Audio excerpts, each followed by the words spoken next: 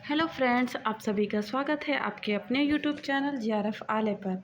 आज हम UGC net के संप्रेषण की जो टॉपिक हो जाएगा अवधारणा, प्राकृतिक एवं प्रक्रिया।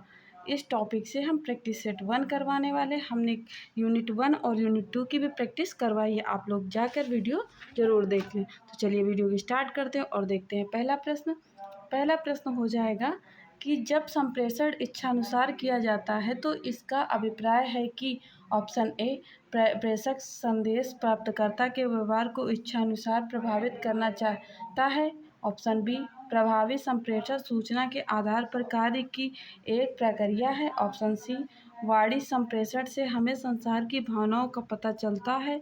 ऑप्शन डी उपयुक्त में से कोई नहीं। तो चलिए राइट आंसर का कमेंट बॉक्स में आंसर दीजिए कि क्या सही हो जाएगा। तो राइट आंसर क्या हो जाएगा? ऑप्शन ए राइट आंसर है। देखेंगे प्रश्न नंबर 2। अगर आपने हमारे चैनल को सब्सक्राइब नहीं किया है तो सब्सक्राइब कर दीजिएगा। देखेंगे कि निम्नलिखित में से संप्रेषण किसके हस्तांतरण और समझने के संदर्भ में होता है।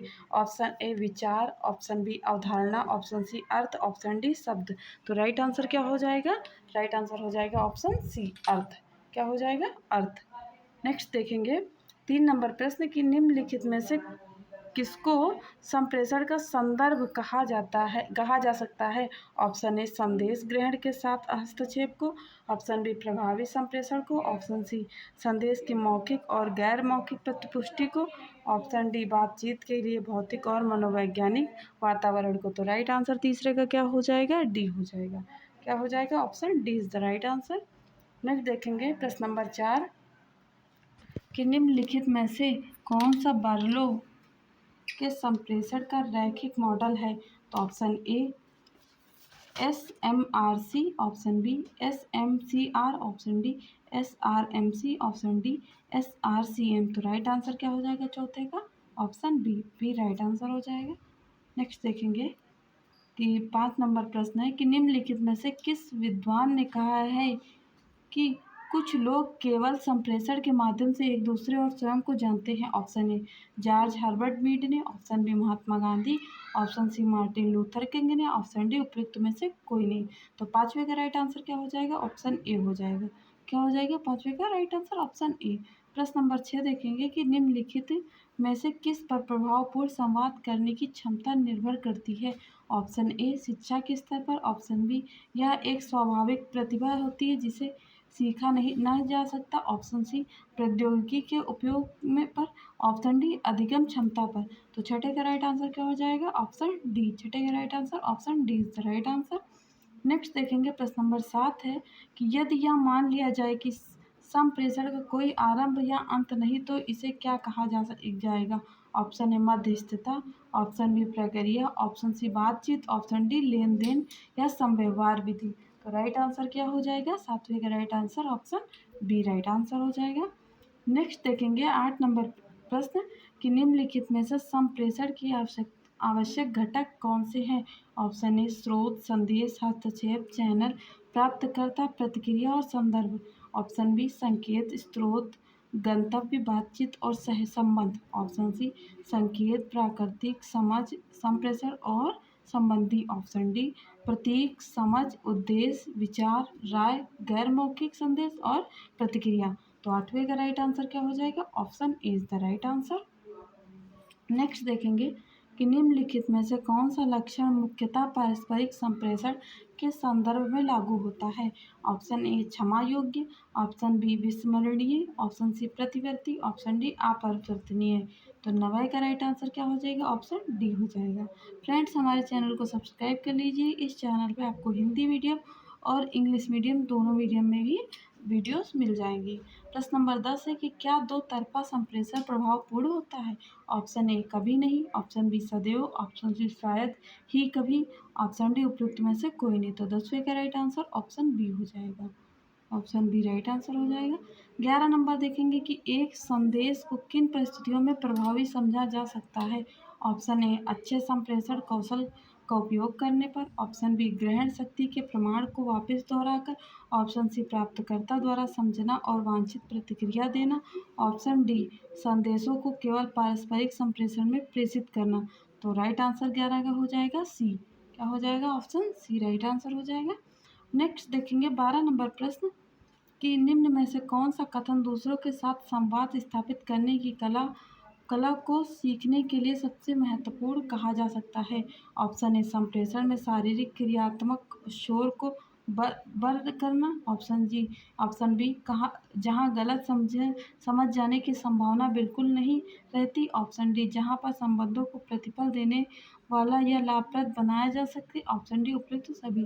तो 12 का राइट आंसर सी हो जाएगा। 12 का right answer option C is the right answer. Next प्रश्न देखेंगे प्रश्न नंबर 13 कि निम्नलिखित में से किस शब्द का प्रयोग संप्रेषण प्रक्रिया दौरान संदेश को प्रतीकात्मक रूप में परिवर्तित किए जाने के लिए किया जाता है? ऑप्शन ए व्याख्या करना। ऑप्शन बी कूट लेखन। ऑप्शन डी गूढ़ लिपि पठन। ऑप्शन डी विस्तार करना। तो 13 का राइट आंसर ऑप्शन बी हो जाएगा कूट लेखन। 14 नंबर प्रश्न है कि एक व्यक्ति जब स्वयं को वर्णित करता है तो उसे कहा जाता है? ऑप्शन ए स्व अवधारणा। ऑप्शन बी स्व अनुभूति। ऑप्शन सी स्व जागरूकता। ऑप्शन डी आत्मसम्मान। तो 14 का राइट आंसर ऑप्शन ए स्व अवधारणा। 15 नंबर प्रश्न हो जाएगा कि निम्नलिखित में से कौन सा शब्द दो लोगों के बीच संदेश भेजने और प्राप्त करने के लिए प्रयुक्त होता है? ऑप्शन ए संकेत वाचन। ऑप्शन बी कोट लेखन। ऑप्शन डी लेन देन संव्यवहार। ऑप्शन डी द्विव्यक्ति संवाद। तो राइट आंसर क्या हो जाएगा? 15 का डी हो जाएगा। 16 नंबर प्रश्न है कि निम्नलिखित में से कौन सा प्रभावी संप्रेषण का मूल तत्व है? तो ऑप्शन ए हो जाएगा। ऑप्शन ए हो जाएगा संदेश। ऑप्शन बी कूट लेखन। ऑप्शन सी प्रतिपुष्टि। ऑप्शन डी संकेत वाचन। तो 16 का राइट आंसर सी हो जाएगा। तो हो जाएगा प्रतिपुष्टि यानी फीडबैक। 17 नंबर प्रश्न देखेंगे कि जो लोग अपनी भावनाओं की अभिव्यक्ति सरलता स्पष्टता से उन्मुक्त भाव से करते हैं उनके लिए निम्नलिखित में से कौन सा शब्द का प्रयोग किया जा सकता है? ऑप्शन ए असभ्य। ऑप्शन बी आक्रामक। ऑप्शन सी स्वीकारात्मक। ऑप्शन डी अविवेकी। तो 17 का राइट आंसर सी हो जाएगा। क्या हो जाएगा friend? C is the right answer. देखेंगे प्रश्न नंबर 18 कि निम्न में से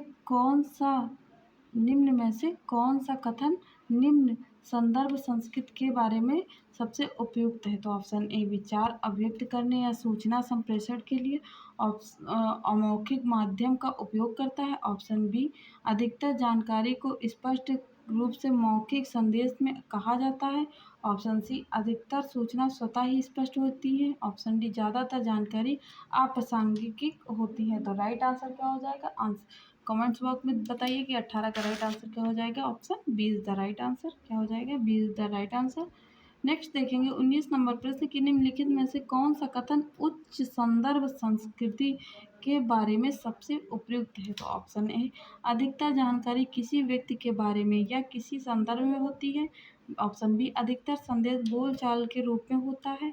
ऑप्शन सी अधिकांश लोग सांकेतिक भाषा का उपयोग करते हैं। ऑप्शन डी अधिकतर संदेश अनकहा हो सकता है। तो 19 का राइट आंसर ऑप्शन डी हो जाएगा। फ्रेंड्स मेरे चैनल को सब्सक्राइब कर लीजिए और कमेंट में बताइए कि आपको वीडियो कैसी लगी है। देखेंगे 20 नंबर पर थोड़ा स्पीड से चल रहे हैं क्योंकि एग्ज़ाम नज़दीक है और 25 से ही आपके एग्ज़ाम 25 जून से एग्ज़ाम स्टार्ट है। तो 20 नंबर प्रश्न देखेंगे कि निम्नलिखित में से कौन सा मूलभूत तत्व को एक अच्छा संदेशवाहक अपने दर्शकों या श्रोतागण तक पहुंचाता है? तो ऑप्शन ए प्रचुर मात्रा में जानकारी। ऑप्शन बी बहुत ज़्यादा आंकड़े। ऑप्शन सी संक्षिप्त प्रमाण। ऑप्शन डी तथ्यों का दोहराव। तो राइट आंसर ए हो जाएगा। तो फ्रेंड्स मेरी वीडियो कैसी लगी है? थोड़ा सा स्पीड में चले क्योंकि एग्ज़ाम बहुत ही नज़दीक है और 25 जून से ही स्टार्ट है। तो वीडियो को लाइक करिए, चैनल को सब्सक्राइब करना नहीं भूलिए, अपने फ्रेंड में भी शेयर करिए जो यूजीसी नेट की तैयारी कर रहे हैं, चाहे हिंदी मीडियम हो या इंग्लिश मीडियम हो। Thanks for watching. Thank you.